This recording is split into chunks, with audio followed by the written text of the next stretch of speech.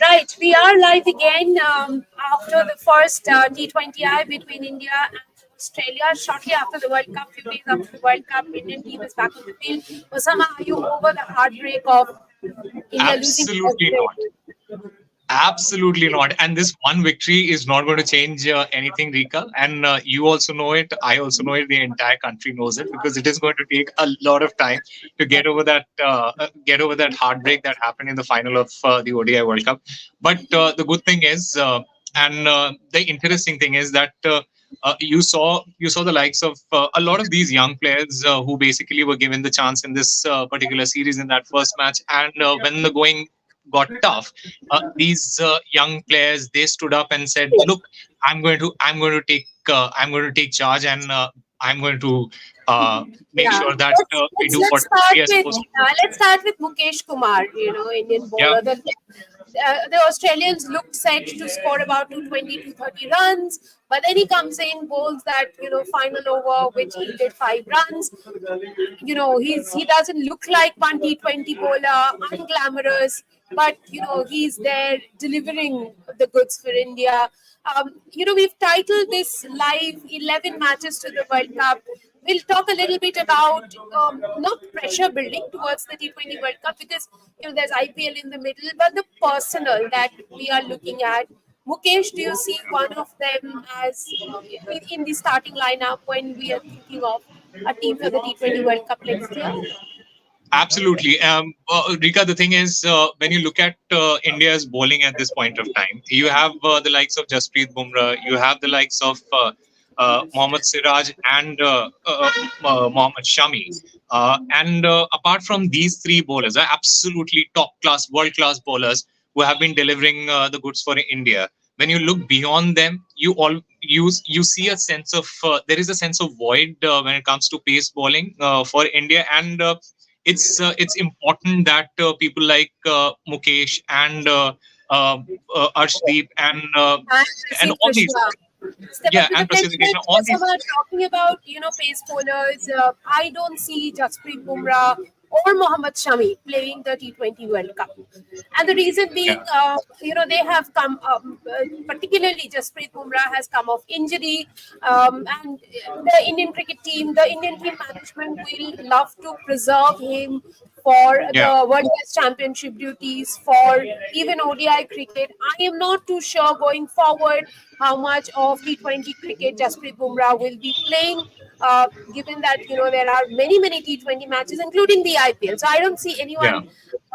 kind of sitting out of the IPL, but not playing the international T20. In which case, as you mentioned, the roles of other pacers like Arshdeep, like Mukesh, Prasidh Krishna, they become very important.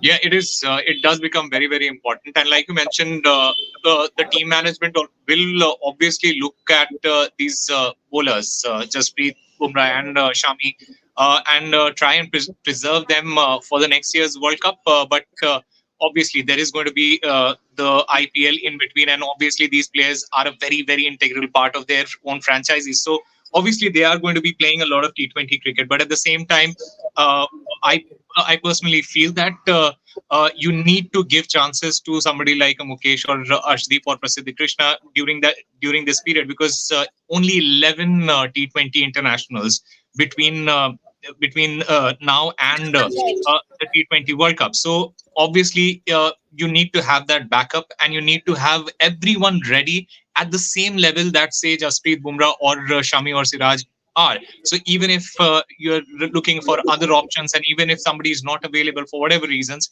you have somebody to replace them with the same kind of Right. quality, and that is what is more important especially when it comes to bowling. Because Also, we'll have to remember that the wickets in West Indies have become yeah, listless. In fact, they don't they are not the kind of wickets we used to see in the past in another generation. These days, the Yeah. wickets, there's been a lot of talk about wickets in West Indies, particularly in Antigua, St. Kitts being low and slow. A lot of it will be played in West Indies, and then part of it will be played in US.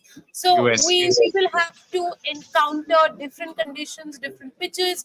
I think going ahead, what is important, because we don't have much time left, roughly 6 months, for the Yeah. Indian management to pick those venues, where we are playing the matches, which will have offer pitches and Yeah. condition, Yeah. probably not condition, but offer pitches that will be similar to the pitches that the Indian team will be playing in. Okay, now this was about future. I Let's think I think I think just one. I just want to add one point to what you were saying.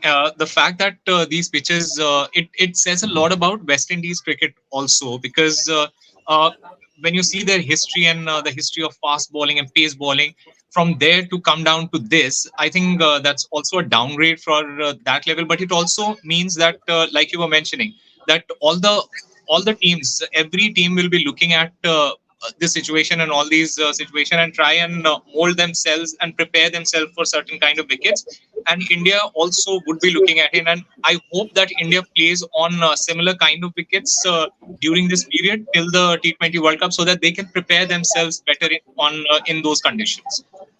Absolutely. Also, you were talking about West Indies pitches. Primarily, this downfall has been because West Yeah. Indies cricket has not been able to invest in the game. It's not Yeah. just about the pitches, the infrastructure, but if you look at the team, it's been a sad story that Yeah. probably for the first time we had an ODI World Cup without a West Indies team. Correct. Now coming to the match that happened between India and Australia. Well, it was a convincing victory, I would say.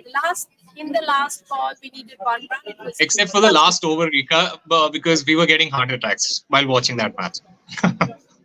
yes, and Rinku Singh once again showed exemplary temperament to hang in there and hit that six, even though it was a no ball. But the way he came out and he displayed courage and conviction. I would say he's also one of those who will probably make the cut for the T20 World Cup. Rika, it reminds Rinku Singh basically reminds me of your favorite cricketer and your favorite finisher, MS Dhoni, and he has that ice cold temperament of MS Dhoni. And every time in a crunch situation, whenever he gets the chance, he just makes sure that he does the job for India and takes India across the line. And we have seen that in the IPL. We have seen that. Uh, at the recently concluded Asian Games, where he was a part of that gold medal winning team. And the thing about Rinku Singh is that he doesn't seem to he doesn't he's so fearless. He doesn't seem to worry about the end result, rather than just concentrate on the process that he is following, and which has brought him so much success in the last 1.5 year 2 years. And I think you need such cricketers in the team who go into a match absolutely fearless, without worrying about the end result, and that is what is going to get you a positive result. Because when you look at the 2007 World Cup winning team, uh, it was not just about the quality that India had, but also the mentality, the fearless approach that So India I took. think what they So did not have was the baggage. Now we have the baggage of not winning yeah, an yeah, ICC title for 12 years, and next year when they go in, it'll be 13 years, over a yeah. decade. Also, they didn't have a baggage because none of the seniors, were a part of that team, so they were not anyway expected to do anything splendid in 2007. No, I think MS Dhoni and his team, they were able to do it. Out of nothing, they pulled off that tournament win, which was exceptional.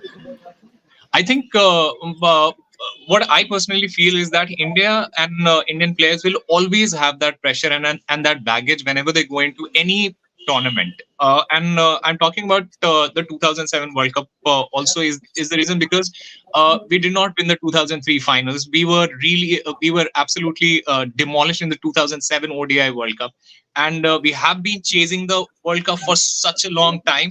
And when it did not fall our way, what did we do? We basically went ahead with a very young team and just gave them the license to go out and express. And that is what the 2007 team did. And look at the results. They won the 2007 World Cup, T20 World Cup. The same team, it basically matured enough to win the 2011 World Cup and carried that same team and won the 13 Champions Trophy.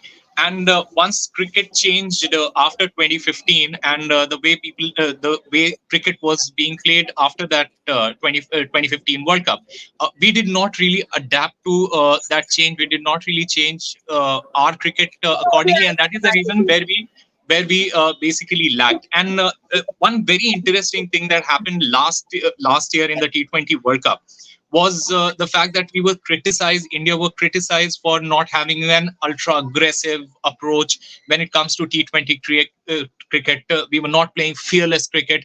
And we recognized that. We understood what needed to be done, and we implemented that in the ODI World Cup. And you could see the result. We reached the finals. Unfortunately, we did not win it, but you could see the change. And that is what I feel is needed for India to go into the World Cup. And like you mentioned, the baggage, these guys did not really have the baggage at that point in time, but it's recent history that we lost the World Cup final. So obviously there is going to be some baggage for this team, but I don't really feel that if there is a young team, it would really affect them. Do you feel year after year, I mean, one ICC event every year is taking the sheen out of these, marquee events? Because Football World Cup comes once in 4 years, Olympics comes once in 4 years. Do you really look forward to, an Olympic Games or an Asian Games or a Football World Cup? But year after year, one ICC tournament, is it taking the sheen out of marquee cricket tournaments? I mean, it's okay today you don't win a World Cup, you look forward to next year to win another World Cup. Correct. No, you're absolutely right. You're absolutely right, because all the cricket fans and this is an example when it comes to India versus Pakistan games. And when you're playing India versus Pakistan, if the India versus Pakistan game happens every 3 months or 4 months, it would not be as special as it is right now when you play them once in 2 years or once in 1.5, 2 years, whatever. So I do feel that it takes away the sheen from an important tournament like the World Cup. But at the same time, I feel the kind of different kind of tournaments, different kind of cricket that is being played. You have the ODI World Cup. It comes once in 4 years. It has its own sense of importance, because you talk to any international player and they would say that, look, this means a lot to us. We would want to win this no matter what. And is the same with the T20 format as well. Because these are different styles, and a lot of these tournaments have very different teams also playing in them. So everyone has a different motivation as well. I was talking to an BCCI selector, and he was saying just before he left the stage, his term got over, there was a very clear roadmap that was handed down to his successors, which are the new set of selectors, that going forward, Indian cricket will have 3 different teams in 3 formats, and that would essentially mean you have a captain taking care of one team in one format, another captain in one team in another format. It's mostly like what Australia is doing. Australia is, now in the middle of a quagmire. They don't know if they are going to have Pat Cummins back as the T20 captain or not. But mostly they are trying to experiment with that whole idea of one captain, one format. And if that happens, and if there are 3 completely different teams, then I think there will be a lot to look forward to in terms of how the players look at it, how the players prepare. I think the other thing that you but my point is, with the Indian team, Rika, how do you? There is always going to be debate about whether you exclude somebody like a Virat Kohli from a T20 team or not. Or for that matter, do you keep KL Rahul in the T20 team or not? There is always going to be this debate, because of the quality that they bring to the table. But at the same time, the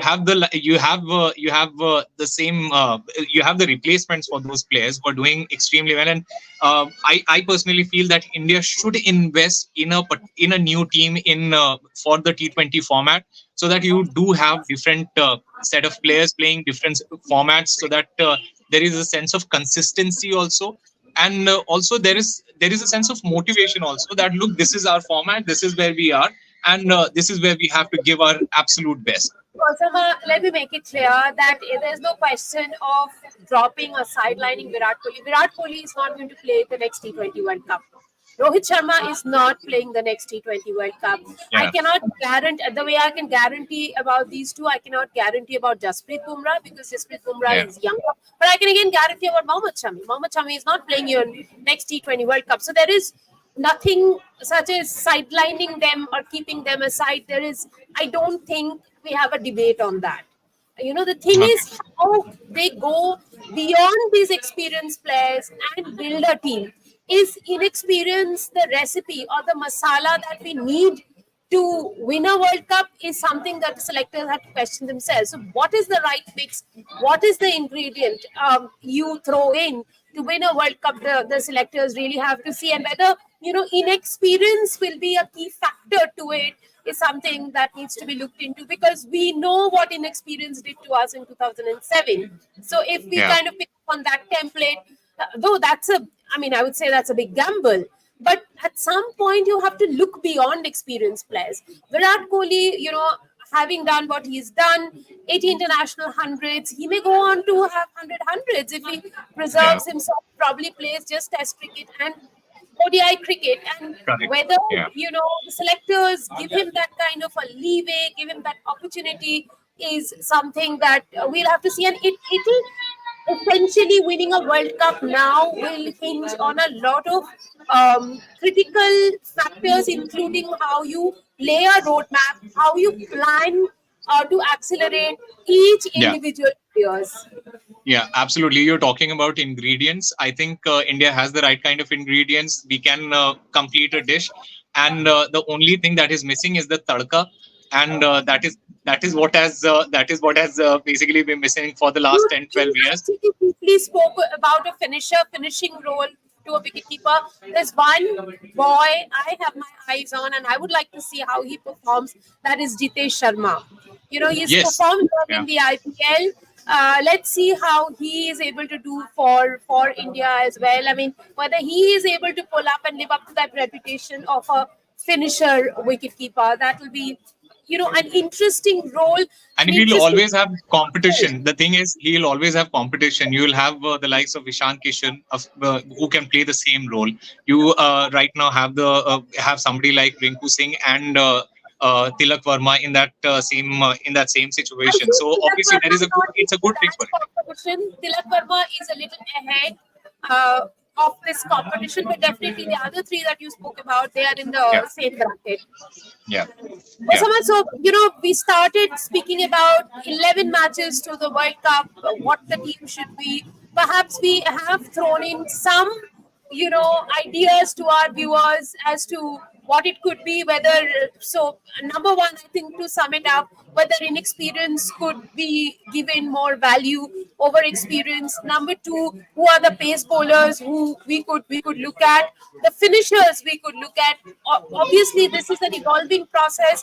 This is something that will be formalized and finalized much later. But right now, what the players are doing is auditioning for that big event that once again comes next year. yeah. Absolutely, they are absolutely auditioning for that, and a lot of them are possibly giving a great audition. Rika, Rinku Singh did that last night, and in fact, Ishan Kishan, Yashasvi Jaiswal, everyone has been doing the same for whenever they are given that opportunity. And it's about taking that opportunity and grabbing it with both hands and running with it, because that is what you need when you want to play and be a part of this Indian squad. It is going to be difficult for all these players because of the competition that they have, but it's a good thing. It's a problem of plenty that India has, and they should just capitalize on that. Absolutely. So let's see how India capitalizes on this problem of plenty. Thank you, Osama, for joining us on this live broadcast.